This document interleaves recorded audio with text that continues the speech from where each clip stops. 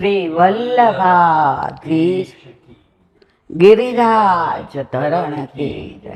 શ્યામ સુંદર શ્રી અમને મહારાણી કી જય. શ્રી ગુસાઈજી પરમ દયાળ કી જય. ગોકુલ નાથ કી જય. દાવ દયાળ કી જય. શ્રી નવનીત પ્રિયા લાલ કી જય. अपने माथे विराजता सेव्य स्वरूप की जय. બધાય વૈષ્ણવને જાજા કરીને જય શ્રી કૃષ્ણ, જય શ્રી કૃષ્ણ. જો આ જરાય તબિયત સારી નથી, પણ મારા વલ્લભે અહીંયા બેસાડીશ તો હવે એ જ જાણે. બાકી એટલા બધા ફીસરીસ થયા છે કે આમ ઊભું નહીં રહેવાતું. પણ આજે આજનો લાવો લીજીએ, કાલે કોણે દીઠી છે કાલની ખબર નથી. તો બને ત્યાં સુધી એકાદ વિડીયો કરી લઈએ કે આજે દિવસ વાંચ્યો ના જાય. અમે નાના હતા તો કાયમ મારા કાકા કહેતા એ કે જે દિવસ સત્સંગ વિનાનો દિવસ જાય ને એને મોતિયો ઉતરાયો હતો. પહેલાં મોતિયો ઉતરાવતા ને તો અંધારામાં બેસવાનું ને ગોળનો શીરો ને બધું, તો એ અંધારામાં બેસી રહેતો. ત્યાંથી એને બૂમ પાડે, બેબી તું જોરથી વાત ને મને સંભળાય, નહીં તો મારો દિવસ વાંજ્યો જશે. ત્યારે અમને ખબર ન પડતી કાકા વાંજ્યા કેમ બોલે છે. કે આજે અલૌકિક વાંજ્યા તમે કશું ના મળે, સત્સંગ ના મળે, સેવા ના મળે. તો બસ વલ્લભને એ જ વિનંતી કે એકેય દિવસ જીવનનો હવે બાકી છે એમાં વાંજ્યો ના જાય. બસ સતત તારું નામ સ્મરણ, ચિંતન, પાઠ, સેવા, સત્સંગ આમાંથી ક્યારેય બહાર ન કાઢીશ. આજે ઉંમર અને તબિયત કોઈના હાથમાં નથી. બસ વલ્લભને એ જ વિનંતી કે ત્યાં સુધી જીવાડજે જ્યાં સુધી ભાવરૂપ જીવન હોય. ભારરૂપ થાય ત્યારે મારવાલા લઈ લેજે. કારણ કે આજે ભારરૂપ જીવવું એના કરતાં પણ મને આનંદ એ વાતનો છે કે અત્યારે ત્રેવડ નથી છતાંય વલ્લભે મને આ બેસાડી અને સામે બિરાજી અને એ બોલાવડાવશે. એક નાની વાત યાદ આવી. પેલા ગુરુકુળ હતા, એટલે ગુરુકુળમાં વિદ્યાર્થીઓ બધા શિષ્યો ભણવા આવતા અને રાજા રજવાડા, શેઠ, દિવાન, સેનાપતિ એના છોકરાઓ ભણવા આવતા. હવે એ ગામમાં જે મોટું ગુરુકુળ હતું એના સંત હતા એ બહુ વિશાળ હૃદયના હતા. એ શિષ્યોને એટલું સરસ રીતે સમજાવતા કે ભાર ન લાગે પણ ભાવ આવે. હવે પહેલાં તો કેવું 4 આશ્રમ હતા: બ્રહ્મચર્યાશ્રમ, ગૃહસ્થાશ્રમ, વાનપ્રસ્થાશ્રમ અને સંન્યાસાશ્રમ. એટલે 25 વર્ષ સુધી તો તમારે બ્રહ્મચર્યાશ્રમ જ હોય, પછી 25 તમારે ગૃહસ્થાશ્રમ, પછી 25 ઠરીઠામ થવાનું, પછી 25 નિવૃત્તિ લઈ લેવાની. એટલે ગુરુદેવે કહ્યું કે જેને આ ગુરુકુળમાં ભણવું હોય, જેને ઉપદેશ લેવો હોય, એ આ 4 આશ્રમનું અનુકરણ કરશે. એટલે જે મારા જેવા વરડા ગયા હોય ને એને ન ગમે. એ કે ઓહો આપણે અહીંયા આટલું બધું થોડું ભણવાનું હોય આમ તેમ. પણ 2-5 હતા એને એવું થયું કે આપણે ગુરુદેવની પરીક્ષા કરીએ, કે આપણે ભણવું નથી પણ આપણે જરા જાણવું છે કે કોને કોને કિતને પાની મેં કિસકી હે પહેચાન રે. હવે ગુરુદેવ રોજ સાંજે સરસ સત્સંગ કરે. એમાં એક વિદ્યાર્થી મારા જેવો વડો વિતરો હતો. એ કે આ સત્સંગનો મતલબ શું? આમાં મને તો કાંઈ સમજણ પડતી નથી, અને સત્સંગ કરીએ કે ના કરીએ શું ફેર પડે? અમારી ઉંમર એવી જ, ખાઈ પીને જલસા કરવાના. ગુરુદેવ કહે સાચી વાત છે તારી. બીજા દિવસે ત્યાં નદી હતી અને ઓલો ચાળવાનો ચાયણો હતો. હવે એટલો બધો ગંદો હતો, એટલો બધો કાટ ખાઈ ગયેલો હતો, એટલી બધી વાસ આવતી હતી. એટલે ઓલા એ કીધું, એ કહેવા ફેંકી દો ને. ગુરુદેવ હૈસા, ન હા પાડી ન ના પાડી. હવે ગુરુદેવે કહ્યું, સાંભળ, તું કહેતો જ નહીં ફેંકવાનું, કે હા એક કામ કર ને, તું આ ખાસા કરી આવ, ધોઈ નાખ, અને જેટલું પાણી આવે એટલું લઈ આવ. યા ગુરુદેવ, તમે ગાંડા થઈ ગયા છે. આ ચાયણો હોય એમાં પાણી આવે, અને આવે તો રે ખરું? કેવી વાત કરો છો? એ કે જો તારા પ્રશ્નનો જવાબ જોઈતો હોય તો જા તું આ ચાયણામાં પાણી ભરી આવ. ઓલો કે આ કેવાવાળા એવા ને સોણવાવાળા એવા. ઓલો ગયો નદીમાં 10 વાર નાખ્યો, 10 વાર કાઢ્યો, પણ ચાયણામાં થોડું પાણી રહે. ચાયણી કે ચાયણામાં રહે જ નહીં. અમે નાના હતા ને તો રામનાથપુરામાં નદી, ત્યારે આવા ડેમ ને નહોતા, તો જલ જીર્ણા એકાદશી હોય તો એ ચાયણી લઈને જવાનું, એ ચાયણી આમ નાખી ને પછી નાહવાનું. એટલે અમે તો આ બધામાં બારી બાકી જવા જ નથી, કારણ કે વૈષ્ણવ હોય ના. પણ પહેલાં તો પાડોશમાં એવું જ હતું, એટલે બધા અમારા જેવડા જાતા હોય ને એટલે છાના મને વયા જાય. અને પહેલાં તો એકબીજાના પર વિશ્વાસ એવો કે જ્યાં જમતા હોય કે રમતા હોય ત્યાં જમી લઈએ. તો એ જલ જીર્ણા એકાદશી, તો એની અંદર ચાયણીમાં પાણી લઈએ, પણ ચાયણીમાં તો રહે જ નહીં. હવે આ તો કલાકે પાછો આવ્યો. એ કે આ તમે એવા ને હું કાં આવો? એ કે કાં? એ કે તમને ગુરુદેવ બનાવ્યા છે, પણ તમને ખબર છે આ ચાયણીમાં આવે પાણી? તું કે ના આવે? એ કે ના આવે. અને છે કેટલી ગંદી, વાસ મારે છે, કટાઈ ગઈ છે. આવી ચાયણી રાખો છો ગુરુકુળમાં?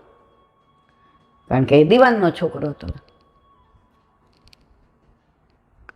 હવે બીજે દિવસે આવ્યો. એ કે જાઓ લે પાણી ભરી આવ.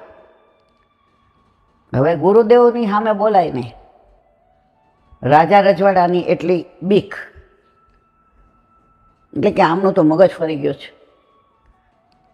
હવે દીવાનનો છોકરો એટલે ડિસિપ્લિનમાં તો રહેવું જ પડે. પાછો ચાયણો લઈને ગયો. કલાક પાણી નાખે ને કાઢે ને કેટલો પ્રયત્ન કરે, પણ પાણી રહે નહીં. હવે એમ કરતાં કરતાં અઠવાડિયું 10 દી થયા. પછી ઓલાએ કીધું કે ગુરુદેવ, હવે અમારી ધીરજનો અંત આવી ગયો છો, હવે હદ થાય છે. તમને કેટલા વર્ષ થયા? એ કે તારા 4 ગણા. તોય તમે મને કે આવું કરો છો? ચાયણીમાં પાણી આવે, ચાયણામાં પાણી આવે, એ પાછું અહીંયા સુધી. હવે ગુરુદેવે જવાબ આપ્યો કે તું કહેતો હતો ને કે સત્સંગનો શું મતલબ, સેવાનો શું મતલબ?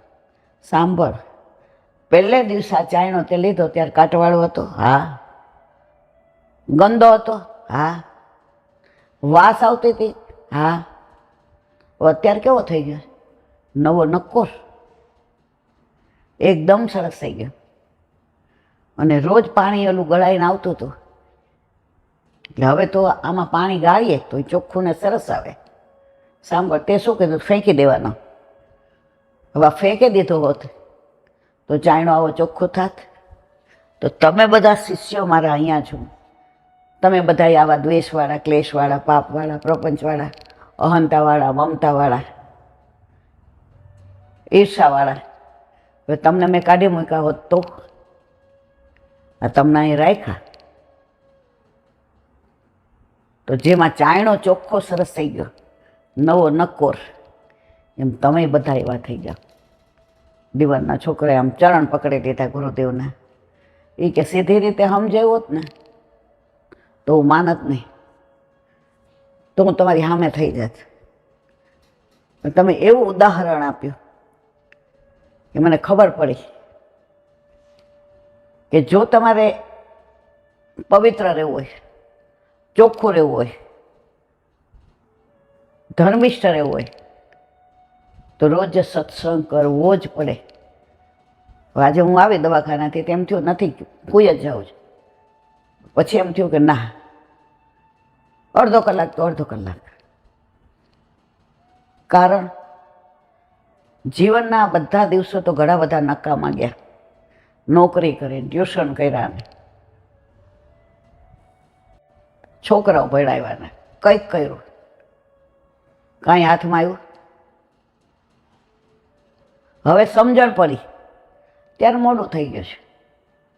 પણ મોડું થઈ ગયું એ સમજણ પડી ગઈ ને એટલે હવે એક પળ પણ જતી કરાય નહીં. તો મારે કહેવાનો આશય એ છે કે રોજ સત્સંગ કરશો તો એક દિવસ એની ઇફેક્ટ થવાની. એમાં કોઈ શંકાને સ્થાન નહીં. અમે નાના હતા તો સ્કૂલમાં, અમારી પહેલા પ્લોટમાં સ્કૂલ હતી, 1 મહિનો છે, ત્યારે અમારા પાડોશી એવું કહેતા કે તમારા બેબી હોશિયાર છે તો 2 ધોરણ ભેગા કરાવો. પણ મારા કાકા બહુ આમ સ્પષ્ટ હતા કે ગમે એવું હોશિયાર હોય પાક્કું ધોરણ તો કરાવવાનું છે. તો અમને એવું કાચું ન ભણાવ્યું, પાક્કું જ ભણાવ્યું. તો પછી અમે બીકોમ થયા ને ખૂબ ભણ્યા. તો ત્યારે અમારો પાયો કાચો રાખ્યો હતો. અત્યારે પરિસ્થિતિ એવી છે મારા વાલા, આપણા બધાના ધર્મમાં પાયા કાચા છે. આજે નિષ્ઠા નથી, આજે ફક્ત આડંબરને ડોળ છે. શું કામ? મારી વાહ થાય, મને ગમે. બેન, તારી વાહ તો આ જન્મારો પૂરો થશે એટલે વહી જશે. તારા વલ્લભની વાહ થશે ને તારો બેડો પાર થઈ જશે. તો આપણે સેવા, સ્મરણ, સત્સંગ ફક્ત ને ફક્ત આપણે વલ્લભ માટે કરવાનો છે. વલ્લભ વિના બધું ખોટું. પરમ દિવસે જ ગાયું હતું, વલ્લભ મારા કાનમાં કંઈ કહી ગયા, હું ક્યાં હતી ને ક્યાં મને એ લઈ ગયા. હજી આપણી પરિસ્થિતિ તેવી જ છે મારી, કે હું તો હાવ અહરી ગઈ હતી. પણ વલ્લભે જે કૃપા કરી છે, એ કૃપા કર્યા પછી છત્રી લઈને ઊભા રહીએ તો એ વરસાદ વર્ષો નકામો જાય. એક 14-15 વર્ષનો દીકરો હતો. હવે એ જે ગામમાં રહેતો હતો ત્યાં 8મા સુધી સ્કૂલ, પછી ભણવું હોય તો બાજુના શહેરમાં જવાનું. હવે શહેરે એવું કથોરું, ન અપડાઉન થાય, હોસ્ટેલમાં જ રહેવું પડે. મા બાપ વળી વિચાર કર્યો કે અમારી પાછળ એક જ છે, કાંઈ ભણાવવો નથી. અમારે એકનો એક દીકરો છે, આ ધંધો ને આ બધું સંભાળશે. દીકરી નથી, એ ખર્ચો કાંઈ આવે. હવે એના ભાઈબંધો હતા એ બધા શહેરમાં ભણવા ગયા. એટલે શનિ રવિ આવે એટલે વાતો કરે, જો આમાં આમ થયું ને આમ થયું ને આમ થયું ને. ઓલા છોકરાએ એના પપ્પાને કીધું, કાકા, પેલાના જમાનામાં કાકા કહેતા હતા, કાકા મારે હોસ્ટેલમાં રહીને ભણવું છે. તારે હોસ્ટેલમાં કેમ રહેવું છું? 1 મિનિટ. હવે કે તારે હોસ્ટેલમાં કેમ રહેવું છે? હવે સાચો ન બોલાય કે મારા ભાઈબંધો બધા પિક્ચર જોવા જાય ને, નાટક જોવા જાય ને. પર્પઝ આ હતો, ભણવાનો નહોતો. દુસંગની કેવી અસર થાય. હવે એના ઘરે આંઠે આમની સેવા. એટલે એની બા એને કાયમ એમ કહે કે સાંજે સત્સંગ તારે કરવાનું, વાંચવાનું તારે. 84-252 શિક્ષાપત્ર અને સુબોધિની છે. હવે આને ગમે નહીં, કારણ કે ઓલા જે ભાઈબંધો આવે સ્કૂલે, ઓલા હોસ્ટેલના, એ બધા એવી એવી વાતો કરે અને મજા પડી જાય. એટલે પછી સાંજે એના પપ્પા એમ કહે, ભાઈ અમે તો કાળા અક્ષર કુહાડે માર્યા, અમે તો ભણ્યા જ નથી, તો તું વાંચ તો અમે બધા સાંભળીએ. એટલે ઘણી વાર તો 6:30 વાગે વાળું કરી લઈએ. સૌરાષ્ટ્રમાં વાળું કહેવાય. સવારે શિરામણ, બપોરે જમવાનું, 4 વાગે રોંઢો, સાંજે વાળું. હવે 6:30 વાગે વાળું કરી લઈએ. એની બાકી કેમ આટલું વહેલું? એ કે જલ્દી સત્સંગ થઈ જાય તો મારે રમવા જવાય ને. એનો ઇન્ટરેસ્ટ સત્સંગમાં નહોતો, એનો ઇન્ટરેસ્ટ આ ભાઈબંધો બધા આવ્યા હોય ને એની હારાથી વાતો કરવામાં. હવે આના ઘરે તો આઠેયામની સેવા એટલે ઘરમાં વાતાવરણ એવું. હવે એના મામાનો દીકરો એ વેકેશનમાં અહીં આવ્યો એટલે એણે એને પૂછ્યું, એ કે તમે હોસ્ટેલમાં રહ્યો મજા આવે? કે બહુ મજા આવે. પછી આને એનો મામાનો દીકરો હતો ને એને બ્રહ્મ સંબંધ લીધે 6-7 વર્ષ થઈ ગયા હતા. એટલે એને રોજ યમનાષ્ટક કરે, સર્વોત્તમ કરે, રોજ જે શ્રી કૃષ્ણ શરણમની માળા કરે અને રાત્રે સૂવે ત્યાં દ્રઢઈના ચરણ બોલે. બીજા બધા હતા એ દુસંગિયા હતા. એટલે વેકેશનમાં આ આવ્યો ત્યારે એણે કહ્યું કે તને હોસ્ટેલમાં બહુ મજા આવતી હશે ને? એ કે એમાં શું મજા, મા બાપથી દૂર રહીએ, ખાવાના ઠેકાણા ન પડે કે, અને આમે આપણે કપડાં હાથે ધોવાના, આપણો રૂમ હરખો કરવાનો, શું મજા આવે કે. આ તો ઠીક મારે ભણવું છે અને મારા મા બાપની સ્થિતિ એવી નથી કે હું એમ કે નોકરી કરું તો એ લોકો 2 પાંદડે થાય. હવે મામાનો દીકરો આટલું સરસ સમજાવે. ઓલા વર્ણાગ્યા હતા એ નાટક ને ચેટક ને એ બધું. જો ડુંગળી અને કેસર બાજુમાં રાખ્યા હોય ને તો ડુંગળીની ગંધ જલ્દી આવશે, કેસરની સુગંધ નહીં આવે. એટલે આને એના મામાના દીકરા હારે વાતો કરવા બહુ રસ ન પડે. એને આ બધા વર્ણાગ્યા વારે મજા આવે. એવી બધી જોક કરે, એવા બધી વાતો કરે. હવે આના મામાનો દીકરો એકવાર સૂતો હતો આમ પથારીમાં અને બાજુમાં આ સૂતો હતો, બીજા 2 ભાઈબંધ આડા સૂતા હતા. એટલે ઓલાએ કીધું આ વેદ્યો હોઈ ગયો લાગે છે ને? એ કે વેદ્યો. આણે સાંભળ્યું કે કાંઈ વાંધો નહીં. એટલે કે હા જો ને મારા મામાનો દીકરો છે એટલે બોલાઈને વેદ્યો જ છે, એને કાંઈ અવધાયમાં રસ નથી, એને તો ભણવામાં જ રસ છે ને આમ છે ને આમ છે ને. ઓલાએ નક્કી કર્યું કે મારા હગ્ગા ફઈનો દીકરો છે, એને બગડવા ન દેવાય. એને બ્રહ્મ સંબંધ છે, બારે છે, 2 હારે લીધું છે.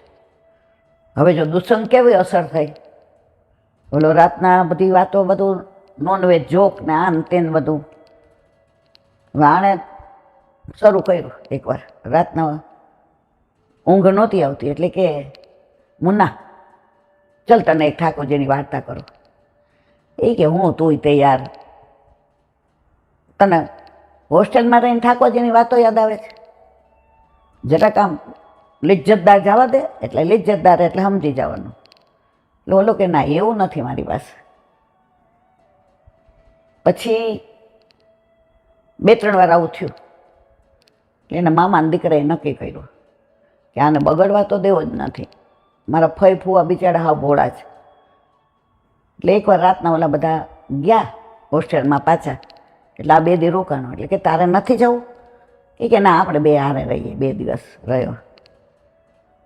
પછી એને 2-3 એવા દાખલા આપ્યા કે જો એક કેરી બગડેલી હોય ને ભાઈ તો આખો કરંડિયો બગડી જાય. એક મોસંબી બગડેલી હોય ને તો આખો ટોપલો બગડી જાય. તારા મા બાપ હાવ ભગવાનના ઘરનો માણસ છે, તારે શહેરમાં આવવું છે ભણવા તો હું કહું. એ કે ના પણ મારે તારી યાર નથી રહેવું, કારણ કે આની ભેગું રહીએ તો લોચા પડી જાય. એ કે કોની ભેગું રહેવું છું? એ કે મનિયા ને કિસલા ભેગું. હા સમજી ગયો કે ભાઈ હવે હાવ બગડવાની અણી ઉપર છે. એણે નક્કી કર્યું. એ કે મુન્ના આપણે 2 ટ્યુશન કરીએ, વૈષ્ણવના ટ્યુશન કરવાના. હું એસએસસીમાં, તું એસએસસીમાં. ટ્યુશન કરી અને જે પૈસા આવે એમાંથી ને આપણે 2 આપણો ખર્ચો કાઢવાનો. બોલો કે તો બાપાના પૈસા શું કામના? આપણે કાંઈ એવું કરવું નથી. એ 1 મહિનો તું કેમ કરું ને 1 મહિનો હું કહું કેમ કરું. હવે 1 મહિનો આને 2 ટ્યુશન કર્યા, એટલે ઇંગ્લિશ અને સાયન્સ આને મુન્નાને, અને મેથ્સ અને સોશિયલ સ્ટડી ઓલો કરાવે. હવે પેલા છોકરાને ટ્યુશન કરતા હતા એને એટલા સરસ માર્ક આવ્યા. કયું? મામાનો દીકરો ભણાવતો હતો એને. આ જે વિષય ભણાવતો હતો એમાં ઓલો ડફોડ રહ્યો, કારણ કે બીજી વાતો જ કરતા હતા. મામાનો દીકરો સમજી ગયો. એ કે મુન્ના તારી ઈચ્છા શું છે? એ કે ભાઈ હાવ વાંચું કહું. મને આ બધાની વાતો સાંભળી અને મારું મન ખોટા વિચારો કરે છે. તો કે મારી વાતો સાંભળે?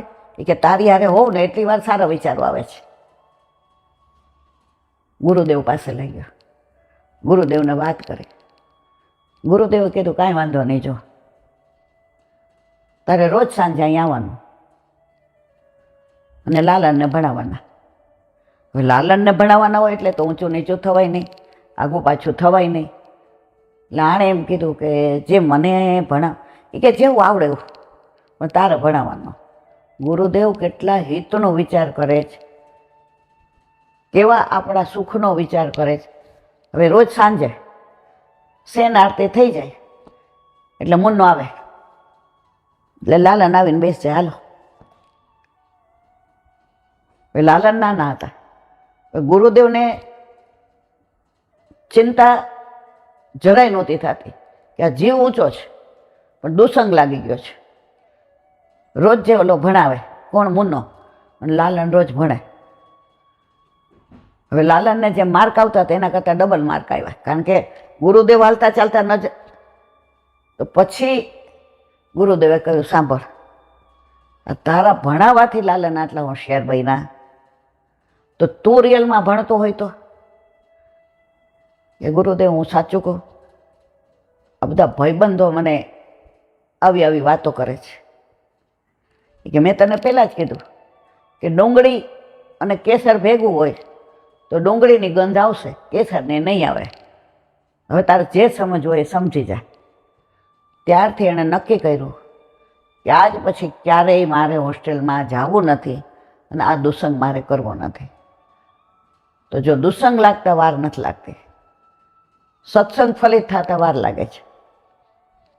આવી તો ઘણાય દાખલા ને ઘણાય મને કીધું અહીં આવીને. હવે અડધું તો મને યાદ હોય ના હોય, પણ સંગની અસર થાય છે એમાં કોઈ શંકાને સ્થાન નથી. વલ્લભાદ હરિરાય મહાપ્રભુ જય કહે. મોં મેં તિલ ભર ગુણ નહીં, तुम हो गुणन के जहाज, रेज बूझ चित्त राखियो, बाह गहे की लाज श्री वल्लभ, बाह गहे की लाज. मों में तिल पर गुण नहीं.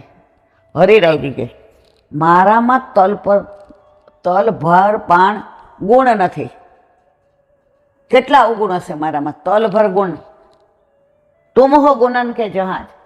પેલા છે સ્ટીમર આવતી મોટી, ફોરેન લોકો જતા 6 મહિને પહોંચતા. એમાં સ્ટીમરમાં જે પ્રાઇમસી હોય ને ખાવાનું બનાવે ને બધું હોય, તમને એવું લાગે જ નહીં કે તમે સ્ટીમરમાં તમારું ઘર હોય એવું લાગે. તો એવી મોટી આવતી. તુમ હો ગુણન કે જહાજ. તમે તો ગુણના ભંડાર છો, ગુણના જહાજ છો. રેજ બૂજ ચિત્ત રાખ્યો, બાહ ગહે કી લાજ. બાહ ગહે કી લાજ. હવે જુઓ, તમે એકવાર જેનો હાથ ગ્રહી લીધો, પકડી લીધો, એની લાજ રાખવી હવે તમારા હાથમાં. તમારી યાર લગ્ન કરીને આવી હો, પછી હું સારા કપડાં ન પહેરું, કોઈ યાર વ્યવસ્થિત રહું ને તો આબરૂ તમારી જાય, મારી ના જાય. તો રીજ બૂજ ચિત્ત રાખ્યો, બાહ ગહે કી લાજ. તમે જેનો હાથ એકવાર પકડો છો, એનો હાથ, એની લાજ રાખવી તમારા હાથમાં છે. હવે આપણો હાથ કોણે પકડ્યો? બ્રહ્મ સંબંધ દ્વારા ગોવર્ધનનાથજી, બરાબર. તો હવે આપણે ભલા બુરા થઈએ તો એમાં વલ્લભને શરમ આવે, આપણને ન આવે. એટલે શું કે છે? બાહ ગહે કે રાજ કયો, તમારે આ મારો હાથ ગોવર્ધનનાથજીના હાથમાં સોંપ્યો છે, હવે એની આબરૂ રાખવી કે કાઢવી એ તમારે જોવાનું છે. મારે કાંઈ જોવાની જરૂર નથી, કારણ કે મારામાં સામર્થ્ય નથી. સારું ખોટું કહેવાય એ મને ખબર નથી. ઘણીવાર આપણે જાણતા હોઈએ તોય ખોટું કરતા હોઈએ છીએ. શું કામ? લાલચ. જે જાણીને ખોટું કરે ને એનો ગુનો ઠાકોરજી માફ ન કરે. જાણ્યા વિના અજાણતા થઈ જાય એ માફ કરી દે. તો મોં મેં તિલ ભર ગુણ નહીં, મારામાં એક તલ ભરે ગુણ નથી મારા વાલા. તુમ હો ગુણન કહેજે હા જ, તમે તો ગુણના ભંડાર છો. રેજ બોજ ચિત્ત રાખ્યો, બાહ ગહે કે લાજ. હવે અમારી બાહ ગહી લીધી તમે, અમારો હાથ તમે ગ્રહી લીધો છે. હવે લાજ રાખવી કે કાઢવી તમારે જોવાનું, અમારું નહીં. હવે અમારે લેવા નહીં તો દેવા. તો આબરૂ કોની જાય? તમારી. અમારે શું? બોલો વલ્લભાત. એના જ વિરામ આપે 63. तीन देव के भजन ते सिद्ध होते नहीं काम, प्रेमाया को प्रलय कर हरि मिलवे हरि नाम श्री वल्लभ, हरि मिलवे हरि नाम. हरिराय महाप्रभु जी की जय. वांग मुक्तावली.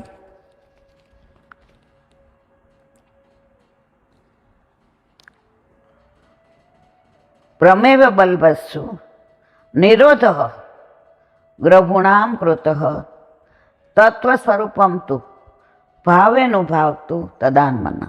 गुजराती. प्रमेय बळने लीधे उत्पन्न थयेलो एवो जे निरोध छे ते प्रभुए व्रजवासीओने कराव्यो. जो 4 तबक्का: प्रमाण, प्रमेय, साधन अने फल. हवे शुं के छे? प्रमाणनी जरूर कोने होय? सात्विकने प्रमाणनी जरूर न होय.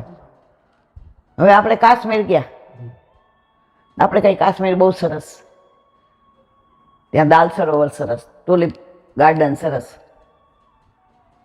હવે કોઈ એમ કે અમને અમે માનીએ નહીં તો આપણે કહી લો તમને પ્રમાણ બતાવું, તો ત્યાંના ફોટા બતાવીએ, વિડીયો બતાવીએ તો હા હો વાત સાચી. હવે આ પ્રમાણની જરૂર કોને પડે? જે સાત્વિક ન હોય એને. હવે આ પ્રમેય ડાયરેક્ટ હું એમ કહું કે દાલ સરોવર એટલું સરસ અને શિકારામાં તો એવી મજા આવે, તો તમારે જરૂર જ નહીં પ્રમાણની, કારણ કે સાત્વિકને પ્રમાણની જરૂર નથી. અને એ નિરોધ કોને કરાવ્યો? વ્રજવાસીઓને. આપણી તો કોઈ લાયકાત જ નથી આ બધામાં. એ નિરોધનું સ્વરૂપ એ છે કે ભાવે કરી જીવ પ્રભુનો બની જાય. જો ગોપીઓ હતી, વ્રજવાસીઓ હતા, હાલતા ચાલતા ખાતા પીતા, ઠાકોરજીમય જીવન હતું. અરે સાંજે રોટલા કરતી હતી ગોપી, લાકડા ચૂલામાં હતા, તો વેણું વાગે એટલે એવો વિરહ થાય કે આંખમાંથી અશ્રુ એ લાકડા ઉપર પડે સળગેલા, અને અગ્નિ બળી જાય, અગ્નિ ઓલવાઈ જાય. તો શું કહે છે કે પ્રભુને કહે છે આપ એવી વેણું ના વગાડો, આ રસોઈ નથી થતી, કારણ કે અગ્નિ ઓલવાઈ જાય છે. એટલે મહેરબાની કરી અને અમારો આપનામાં નિરોધ થાય. એટલે વ્રજવાસીઓનો નિરોધ પ્રભુએ પોતાનામાં પ્રમાણ વિના કરાવ્યો હતો. બોલો વલ્લભાધીશ કી.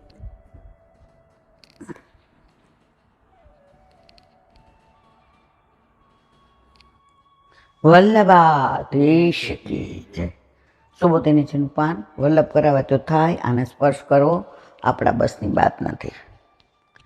વ્યાસ ભગવાન પૂછે છે કે પરમહંસોની આવી કૃપા પછી તમારું શું થયું તે કહો.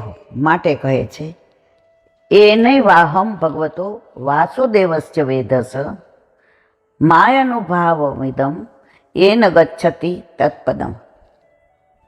અહીં એ જ્ઞાન પ્રાપ્ત થવાથી વાસુદેવ ભગવાનની માયાના પ્રભાવને મેં જાણ્યો.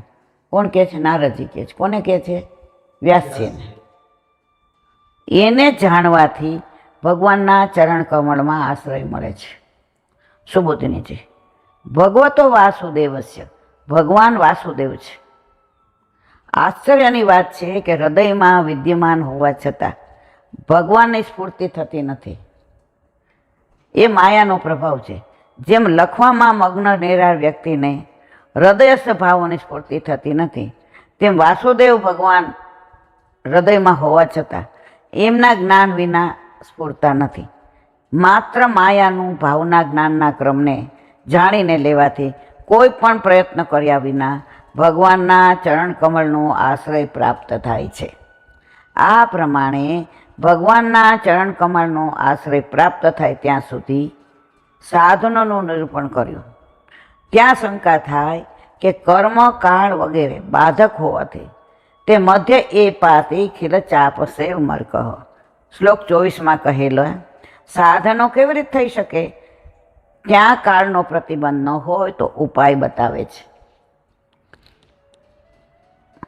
એતસ્વમ સુચિતમ બ્રહ્મસ્વા પ્રયચિકિત્સમ યદીશ્વરે ભગવતી કર્મ બ્રહ્માણી ભાવિતમ. અર્થ, એ બ્રહ્મન, જે કર્મ બ્રહ્મરૂપ ભગવાનને સમર્પિત કરવામાં આવે છે તે ત્રણેય પ્રકારના તાપને દૂર કરે છે. એમ મેં આપના સૂચિત કરી દીધું. સુબોધિનીજી, ભગવાનની કથામાં રુચિ ન હોય તો ભૂખ તરસ વગેરે બાદ કરે એમ જો રુચિ ન હોય ને તો તમારે બગાસ આવે, ઘડિયાળમાં જોવાનું મન થાય, બાજુવાળા શું કરે છે. પણ જો તમને રુચિ છે, જો તમને ગમે છે, તો તમારું ચિત્ત સતત કથામાં જ હોય. એટલે હવે તમારે નક્કી કરવાનું છે.